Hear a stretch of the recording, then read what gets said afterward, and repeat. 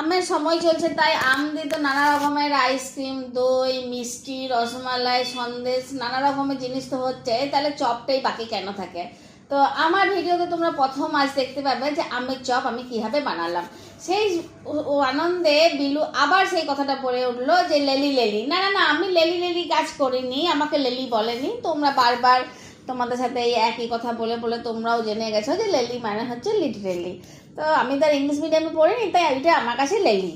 তো ওই লেলি লেলি করেই আজকে আমি তোমার ওই পাকা আম, ল্যাংড়া আম দিয়ে, মানে একটু শক্ত শক্ত আমটা বেঁচেছিলাম, সেই আম দিয়ে আমি আমের চপ বানিয়েছি।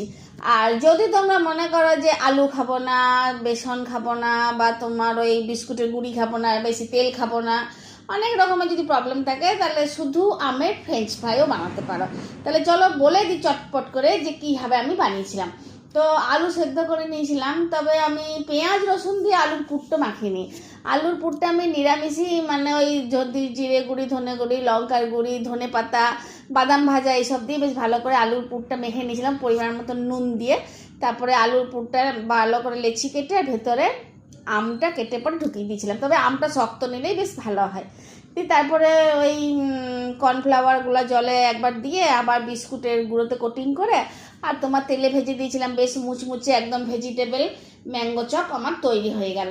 কিন্তু যদি তোমরা সত্যিই মনে করো যে আলু খাবো না, আলু থেকে নিজেকে দূরে রাখবো, তাহলে তোমরা শুধু ওই আমের যে পিসটা শক্ত, সেটা কর্নফ্লাওয়ার জলে একবার দিলে, একবার বিস্কুটের গুঁড়োতে কোটিং করলে, আবার কর্নফ্লাওয়ার জলে দাও, আবার বিস্কুটের গুঁড়োতে কোটিং করো, দিয়ে ভেজে দাও।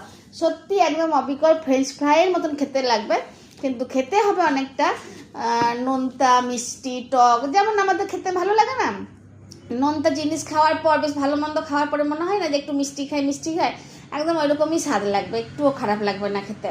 তো আমার এই ভিডিওতে আজকে প্রথম আমি তোমাদেরকে দেখালাম আমের চপ, আমের কাটলেট, আমের ফ্রেঞ্চ ফ্রাই।